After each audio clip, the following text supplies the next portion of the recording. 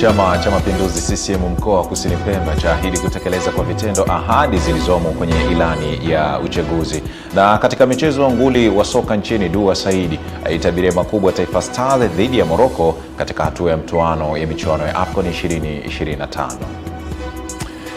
Naam, hujambo na karibu sana popote pale ulipo. Ni asubuhi nyingine hii, mtazamaji wa Channel 10, tunakutana hapa kwa mara nyingine kwa ajili ya kuja kutazama habari kutoka hapa Asubuhi Njema. Leo ikiwa ni Januari 3, 2026, ikiwa ni Jumamosi ya kwanza ya mwaka 2026. Heri ya mwaka mpya kwa ambaye pengine unatufuatilia na umeendelea kubaki kuwa mwanafamilia wa Channel 10. Tunami katika kutazama habari za kitaifa sambamba na habari za michezo na burudani, bila kusahau zile ambazo zimeandikwa kwenye magazeti mbalimbali kwa nyumbani na michezoni ukote, na kumulika wote kwa pamoja. Karibu sana. Mwenyekiti wa Chama cha Mapinduzi CCM mkoa wa Kusini Pemba, Comrade Yusuf Ali Juma amesema ni chama hicho ndicho pekee chenye viongozi wanaoahidi ahadi zenye kutekelezeka kwa wakati. Taarifa zaidi inafafanua. Akizungumza katika mkutano wa hadhara uliofanyika katika uwanja wa mpira Mauani Kiwani mkoa wa Kusini Pemba kwa ajili ya kuwashukuru wananchi wa jimbo la Kiwani kukamilisha uchaguzi mkuu kwa mafanikio makubwa, Comrade Yusuf amesema viongozi wa CCM wamekuwa wakitekeleza ilani ya Chama cha Mapinduzi kwa kuwaletea wananchi maendeleo, jambo linaloifanya CCM kuendelea kuaminiwa na Watanzania. Ndugu zangu, kitendo mlichokifanya cha kuendelea kuiamini CCM, maana narudia tena kukwambieni kuwa kimbilio la wanyonge Tanzania nzima, Pemba Kiwani ikiwa ni sehemu ya Tanzania. Kwa hivyo kitendo mlichokifanya cha kuchagua viongozi kutoka Chama cha Mapinduzi kimeendelea kuwaunganisha katika kutekeleza na kupata maendeleo ya haraka katika jimbo lenu. Kwa upande wake, mwakilishi wa jimbo la Kiwani Mheshimiwa Hemedi Suleiman Abdullah amekishukuru Chama cha Mapinduzi na wananchi wa jimbo la Kiwani pamoja na vyama vyote vya siasa kwa kukamilisha uchaguzi kwa salama na amani na kumchagua yeye kwa kura nyingi za kishindo kuwa mwakilishi wa jimbo hilo ili aweze kuwatumikia wananchi wa jimbo hilo.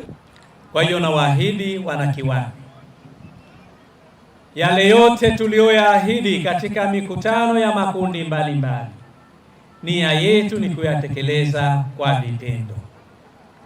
Kazi imeanza, lakini nawaambia wana Kiwani, bado tulieni, mtaona trekta limefika na vifaa vingine vinakuja. Aidha, Mheshimiwa Hemedi amesema kwa kushirikiana na viongozi wenzake wataiomba serikali kupitia Wizara ya Elimu na Mafunzo ya Amali Zanzibar kujenga skuli ya ghorofa ya G+3 katika kijiji cha Mchwake Kiwani ili kutatua changamoto ya uhaba wa madarasa na kukuza kiwango cha elimu jimboni humo, huku sekta ya afya na nyinginezo pia zikipewa kipaumbele. Tutaiomba serikali tujenge ghorofa isipungue, aidha iwe G+3 ama G+4 ikiwezekana. Kazi hii ya upatikanaji wa kiwanja inaendelea, na muda wowote kutoka sasa tukipata kibali tunaanza.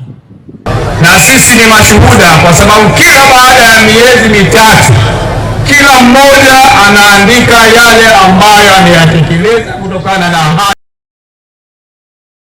Tupo wilaya tunajionea wenzetu wa jimbo la Kiwani kivitendo wakitekeleza ilani ya Chama cha Mapinduzi, lakini wakiyatekeleza yale ambayo ni ahadi waliyaweka kwa wananchi. Mimi ni Juma Abdurrahmani na hii ni Channel 10.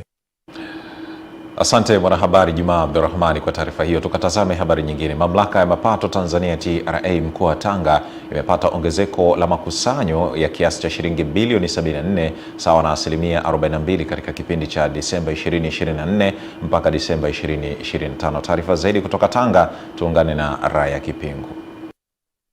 Meneja wa Mamlaka ya Mapato Tanzania TRA mkoa wa Tanga Bwana Thomas Masese amesema hatua hiyo imefikiwa ikiwa ni pamoja na matokeo ya maboresho ya bandari ya Tanga. Kwa hiyo kipindi cha nyuma tulipewa lengo la kukusanya bilioni 162.9, tukakusanya bilioni 170 8.3 sawa na ufanisi wa 109%. Kwa hiyo ukilinganisha makusanyo ya hadi Disemba na 25 hadi Disemba, kumekuwa na ongezeko la makusanyo ya shilingi bilioni 74 au ongezeko la 42%.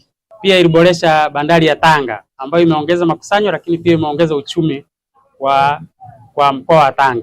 Baadhi ya walipa kodi wakiwemo wafanyabiashara wakubwa na wadogo wakaeleza ushirikiano uliopo ambao umerahisisha jamii kuelewa umuhimu wa kulipa kodi kwa hiari. Sisi kila mahali tunapokwenda lazima tumchukue mtoa elimu kutoka TRA akawape elimu. Tunawashukuru sana sana sana. Mmetupa elimu ya kutosha na ndio maana mapato yameongezeka katika mkoa wa Tanga. Yoyote uliokaa naye karibu kwako, wewe unalipa kodi, yeye halipe kodi, anakuumiza wewe unayelipa kodi. Kwa hiyo kimsingi inatakiwa wote tulipe kodi. Kutoka Tanga, Raya Kipingu, Channel 10. Asante Raya Kipingu kutoka mkoani Tanga. Turejee huko visiwani Zanzibar. Waziri wa Ujenzi na Uchukuzi Zanzibar Dr.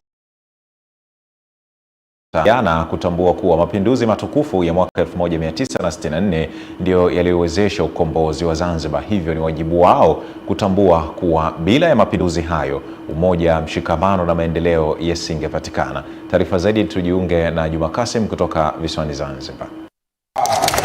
Dr. Khalid ametoa ushauri huo kwa vijana wakati wa hafla ya ufunguzi wa jengo la nyumba za makazi na biashara lililopo Kiembe Samaki wilaya Magharibi B mkoa mjini Magharibi Unguja. Tusishawishike na maneno ya watu ambao hawaitakii mema nchi. Vijana nyinyi ndio mna nafasi kubwa zaidi ya kutumia matunda ya mapinduzi haya kuliko sisi wengine.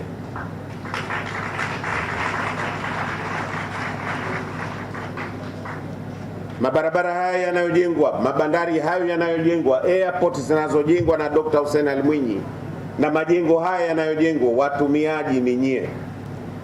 Msishawishike kuvunja amani ya nchi. Aidha, Waziri Khalid ameomba uongozi wa Wizara ya Ardhi kusimamia swala mipakua na haiba njema iliyoasisiwa baada ya mapinduzi ya 1964. Kwamba ni vyema sasa ama tukaifanyia mapitio mipango miji yetu, ili tunapojenga katika eneo kwa mfano la Kiembe Samaki, sasa Kiembe Samaki liwe limepangwa kwa mahitaji yatakayotupeleka miaka 30 mbele. Naibu Waziri wa Wizara ya Ardhi na Maendeleo ya Makazi Salha Mohamed Mwinjuma na mkurugenzi wa Shirika la Nyumba Zanzibar wamesema ujenzi wa nyumba hizo ni mpango maalum wa serikali wa kuboresha huduma za makazi kwa wananchi iliyoasisiwa baada ya mapinduzi. Shirika la Nyumba linatekeleza maono ya Mheshimiwa Rais wa Zanzibar na mwenyekiti wa Baraza la Mapinduzi. Matakwa yake ni nini ama maono yake ni nini? Ni kuweza kuwapatia makazi bora wananchi wake na kuendelea kupendezesha miji yetu. Katika kuenzi mapinduzi matukufu ya Zanzibar mwaka 1964, ili kuendelea kutekeleza majukumu yake kwa weledi, uadilifu na uzalendo kwa kuzingatia ilani ya uchaguzi wa Chama cha Mapinduzi inayolenga kujenga nyumba 4714 kwa wananchi wake. Mambo makubwa yaliyotukuka, mafuriko ya maendeleo. Sisi Chama cha Mapinduzi tunasisitiza amani, upendo, mashirikiano. Tunakuombeni sana wananchi wote kwa ujumla. Maendeleo hayana chama. Maendeleo ni ya wananchi wote. Na maendeleo haya yanaletwa na Chama cha Mapinduzi. Ufunguzi wa jengo hilo lenye nyumba 21 ni sehemu ya maadhimisho ya miaka 62 ya mapinduzi ya Zanzibar. Juma Kasim, Channel 10, Zanzibar. Asante Juma Kasim kutoka Zanzibar. Kwa sasa tuelekee jijini Mbeya ambapo mara baada ya Channel 10 kuripoti taarifa ya athari za barabara ya Igodima Mwandolo-Nash jijini Mbeya, wadau na wananchi wa eneo hilo kwa kushirikiana na wakala wa barabara za mjini na vijijini TARURA jiji la Mbeya wamejitaro katika barabara hiyo. Taarifa zaidi na Epimakusi Apolinali. Siku moja baada ya Channel 10 kuripoti taarifa ya kero za wananchi kuhusiana na ubovu wa miundombinu ya barabara ya Igodima Mandoranashi, wakala wa barabara za mjini na vijijini TARURA jiji la Mbeya wameanza kupita na kukagua barabara hii ili kuona namna gani wanaweza kujenga kwa dharura, ambapo wamekuta wananchi tayari wameanza kumwaga mawe ili kujenga barabara hii kwa nguvu zao wenyewe. Hii ni barabara ambayo tuliambiwa iko kwenye mipango ya TARURA. Kwa hiyo tulipoona iko kimya, TARURA hawafiki huku, basi tukaona tujiorganize baadhi ya watu wachache kuona namna gani tunaweza tukazitibu zile sehemu chache ambazo zina uvunjifu, kuzibua mifereji na kuchonga mifereji ili kiasi kwamba tutakapokuwa tunaweka kifusi kwa ambacho tumepata juu ya hao wadau ili kisiweze kuondoka. Tumemwaga mawe hapa kama ambavyo mtakuwa mmeona. Kwa hiyo wakati huo tumeona meneja wa TARURA naye akawa anapita kukagua kumbe barabara. Ametuahidi kama kuanzia kesho pia atatuma engineer kwa ajili ya pia kufanya survey ya barabara, yani ambao katika pitapita yao wamekutana na wananchi, wameweza kuona adha wananchi ambao kwa maana tunaona kama kumbe kuna watu ambao tunapokuwa sisi tunalia wananchi, basi kuna watu ambao wanalia pamoja na sisi hapa. Mwenye mapenzi mema, mdau, tunaomba msaada kutuletea chochote ambacho tunaona kitatusaidia katika barabara yetu. Kwa kweli kwa mvua hizi ambazo zimeanza za mwanzo tu, barabara imekatika kabisa, uwezi kupita, sio akina mama wajawazito itakuwaje, hatuelewi. Kwa kweli barabara ni changamoto ya muda mrefu. Hiyo yote pia tunamshukuru mwandishi wa Channel 10 baada ya kupita siku chache zilizopita, nafikiri akawa amechukua baadhi ya clip maeneo kuona namna gani. Bahati nzuri leo wakati tunashusha mawe, bahati nzuri kimezaa matokeo, tumekutana na meneja wa TARURA naye ameitembelea hii barabara. Kwa hiyo kuna sehemu tumeshauriana naye, kesho tutakopo naye hapa kwa ajili ya kuzibua mifereji na kuchonga mifereji ili baada ya jitihada zilizoonyeshwa na wananchi za kuanza ujenzi wa mtaro. Zungumza kwa njia ya simu na meneja wa wakala wa barabara za mjini na vijijini TARURA jiji la Mbeya, Mhandisi Boniface Kasambo, ambapo ameeleza kuwa tayari barabara hiyo ameipitia na kubaini changamoto zake na kuahidi kutoa ushirikiano kwa kuwapatia vifaa vya ujenzi wananchi wa eneo hilo. Nikiripoti kutoka katika barabara hii ya Igodima Mandoranashi hapa jijini Mbeya, Epimax Apolinari, Channel 10. Naam, asante sana Epimax Apolinari kutoka jijini Mbeya. Kwa sasa turejee hapa jijini Dar es Salaam. Serikali kupitia taasisi ya moyo ya Jakaya Kikwete JKCI imeendelea kuweka historia Afrika Mashariki na Kati kwa kutoa matibabu mapya ya tiba ya upasuaji wa moyo kwa tundu dogo kwa kushirikiana na madaktari kutoka nchini India. Taarifa zaidi na Witness Ngalawa. Akizungumza jijini Dar es Salaam, daktari bingwa wa upasuaji wa moyo tundu dogo kutoka taasisi ya moyo Jakaya Kikwete JKCI George Longopa amesema wataalam kutoka India walianza kwa kutoa mafunzo na kuendelea kutoa huduma bora kwa wagonjwa. Mgonjwa kama huyu ambaye tunamfanyia leo ni mgonjwa ambaye valve yake kubwa ya kutoa damu nje kwenye moyo tunaita aorta imeziba. Kwa hiyo badala ya kufungua kifua, hatufungui kifua, tunaingia kwenye vitundu vidogo kwenye mapaja. Kwa hiyo tunaenda hadi kwenye ile valve iliyoziba, tunaweka valve ya bandia. Operation ni ghali kwa sababu vile vifaa ambavyo vinatakiwa kutumika kwenye kutibu havipatikani nchini. Kwa hiyo lazima vifaa vichukuliwe kutoka nchi kama India, Marekani na wengine. Kwa upande wake, daktari bingwa wa magonjwa ya moyo kutoka India, Daktari Nilai Patel, amesema Tanzania inapaswa kujivunia kwa kuwa na taasisi ya moyo nchini ambayo inatoa matibabu ya kibingwa, huku mkurugenzi mtendaji mkuu wa kampuni ya CardMed Africa ambao wamejitolea vifaa kwa wagonjwa amesema wataendelea kutoa tabasamu kwa wagonjwa. This procedure was started inoperable, meaning patients, if they undergo the surgery, they are sure they will not come out of it. In those cases, initially the treatment started way back. Muda mrefu wagonjwa wamekuwa kisafiri nje. Unajua wanasafiri nje ili hali tuko na Waafrika ambao wamesomea hizi utaalamu nje, na kitambo tulikuwa tunaona wanasomea nje wanabaki nje, lakini mimi nimefurahi sana, ndio maana CardMed Africa iko hapa miaka 3 sasa. Mimi ni Witness Ngalawa na hii ni Channel 10. Asante Witness Ngalawa kwa taarifa hiyo. Tukaelekea huko mkoani Iringa. Serikali kupitia Wizara ya Kilimo imetoa matrekta madogo 21 maarufu kama pawatila yenye thamani ya zaidi ya shilingi milioni 300 kwa mkoa wa Iringa, ikiwa ni sehemu ya mkakati wa kuimarisha na kuboresha shughuli za kilimo, hatua ambayo inalenga kuongeza tija katika uzalishaji wa mazao ya chakula na biashara. Clement Sanga kutoka Iringa, taarifa yake inafafanua zaidi.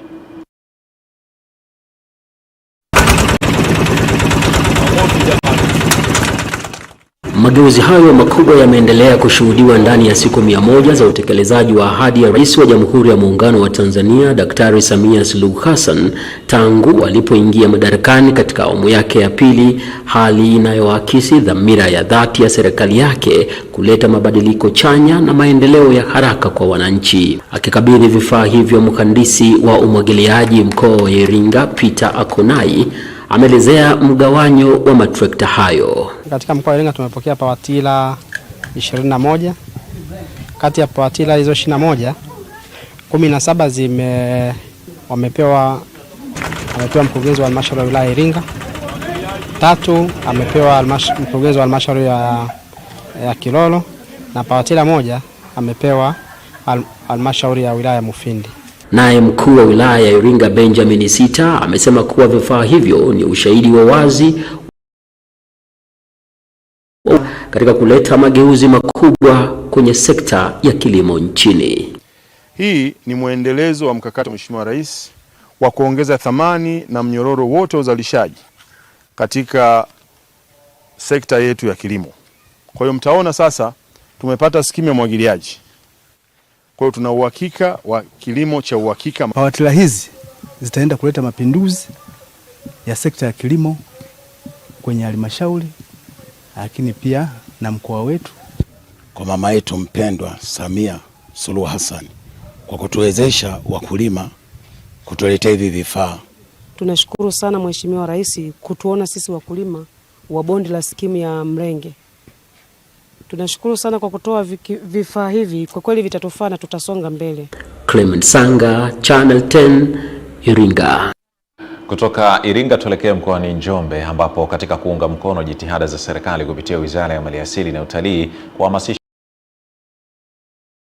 Kopo SACCOS kata ya Kipengere wilaya ya Wanging'ombe mkoani Njombe umetoa wito kwa wananchi wanaoishi karibu na hifadhi za taifa kuwa mfano kwa kuigwa kwa kuzitembelea hifadhi hizo badala ya kusubiri wageni kutoka mataifa nje ndio wawe chachu ya kukuza sekta ya utalii. Taarifa zaidi na Michael Patrick. Wito huo umetolewa wakati wa ziara maalum ya wanachama wa SACCOS hiyo ndani ya hifadhi ya taifa Ruaha mkoani Iringa, ikiwa ni sehemu ya kusherehekea kuanza mwaka mpya 2026, ambapo wameeleza kuwa utalii wa ndani ni fursa muhimu ya kiuchumi inayopaswa kuendelezwa zaidi, ikiwemo kutoa ombi kwa serikali kumuhimiza mkandarasi anayejenga barabara inayotoka mkoani Iringa kwenda ndani ya hifadhi hiyo ili aharakishe kuweza kukamilisha barabara hiyo kwa wakati itakayowasukuma wageni mbalimbali kufanya utalii zaidi ndani ya hifadhi ya Ruaha. Na leo tumekuja huku, kila mwaka tumejiwekea ratiba na bodi kwamba tutakuwa tunatembelea maeneo mbalimbali. Kwa mfano utakuta mtu anatokea Njombe, hajawahi fika Mpanga Kipengere akajionea mwenyewe. Wanakuja watu toka Kilimanjaro, toka Arusha, wanakuja kushuhudia. Watu huku, wanyama wote hapo huku, aina yote. Tanzania tunaposikia Ruaha ni ya pili katika mbuga ambao kwa wanyama kwa wengi. Lakini utakuta mtu anatoka Ilinga hii lakini hajawahi fika maeneo haya. Kwa mimi naomba tu serikali kwamba baadhi ya miundombinu barabara na serikali kijitahidi ili hicho kipande kishe mapema, nadhani watalii watakuwa wengi sana. Pendezwa sana kuwaona wanyama kutoka kuzaliwa. Kitu ninachoshauri izidi kuimarisha ulinzi ili wanyama waweze kuzalia na wawe wengi zaidi. Aidha, watalii hao wa ndani waliotembelea hifadhi hiyo wameahidi kwenda kuwa mabalozi zaidi wa kuhamasisha Watanzania wengine. Mimi nitaenda kushawishi kwa sababu nimekuja kuniona vitu vingi. Kwa mfano, nimekuja kumuona mnyama mkubwa twiga, tembo na wengine wengi na kasongo. Kwa upande wake, mwongoza watalii ndani ya hifadhi ya taifa Ruaha Shakila Mohamed amesema ziara ya wanachama hao ni chachu zaidi ya jitihada za hifadhi hiyo kuendelea kuweka mazingira rafiki kwa wageni mbalimbali ili kuona vivutio vilivyopo. Pia wageni wangu wamekuja, walikuwa hawajui pundamilia, wamekuja kuona twiga na kujua baadhi ya tabia za wanyama. Wamefurahi sana. Na si wageni waje sana kwa wingi. Utalii sasa hivi umeshika namba 1. Kutoka katika hifadhi hii ya Ruaha iliyopo mkoani Iringa, Mimi ni Michael Patrick, Channel 10. Asante Michael Patrick kutoka mkoani Njombe. Na kwa taarifa yake moja kwa moja tukaangaze habari za michezo na burudani asubuhi hii ya leo, ambapo mchezaji wa zamani wa klabu ya Simba na timu ya taifa ya Tanzania Dua Said amesema Taifa Stars inaweza kufanya vizuri kwenye mchezo wa hatua ya mtoano ya michuano ya AFCON dhidi ya timu ya taifa ya Morocco endapo kocha ataingia na mpango madhubuti na wachezaji wakajitolea kwa ajili ya taifa. Taarifa zaidi tuungane na mwanamichezo wetu Juma Abdurrahman. Mkongwe Dua Saidi ameyasema hayo wakati wa mazungumzo maalum na Channel 10 michezo, ambayo ilitaka kufahamu nafasi ya Tanzania kwenye mchezo huo wa kihistoria utakaofanyika Januari 4 dhidi ya wenyeji wa michuano hiyo Morocco. Mimi naweza kusema mpira ni dakika 90. Tanzania tuna jina letu. Wachezaji wanajua wanaenda kucheza na timu ya aina gani. Kwa maana wao watajua na wao wajitoe vipi. Kwa sababu tusiogope jina kwa sababu ni Morocco au ni mwenyeji. Wanafungika kama wanavyofungika timu nyingine. Kama tuliweza kutoka na Nigeria 2-1 katika mazingira ambayo na sisi tulikuwa tuna uhakika wa kutoka nao draw au kuwafunga. Kwa hiyo hata Morocco wanafungika.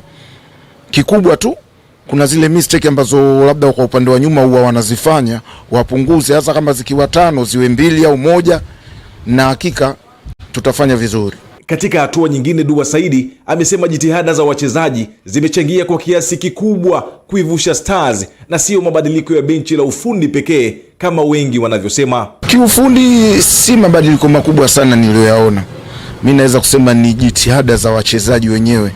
Unajua unapofika level fulani katika mashindano kuna moyo fulani wewe mwenyewe kama mchezaji kujitoa na kujitolea, kwa sababu pale walipo wale wachezaji sasa hivi wanatengeneza CV.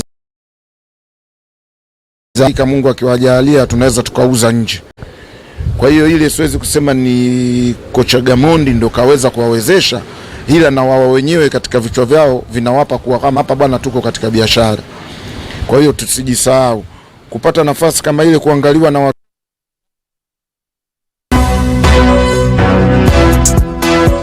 Zile mistake ambazo labda kwa upande wa nyuma huwa wanazifanya, wapunguze, hasa kama zikiwa 5 ziwe 2 au 1, na hakika tutafanya vizuri. Katika hatua nyingine, Dua Saidi amesema jitihada za wachezaji zimechangia kwa kiasi kikubwa kuivusha Stars na sio mabadiliko ya benchi la ufundi pekee kama wengi wanavyosema. Kiufundi si mabadiliko makubwa sana niliyoyaona.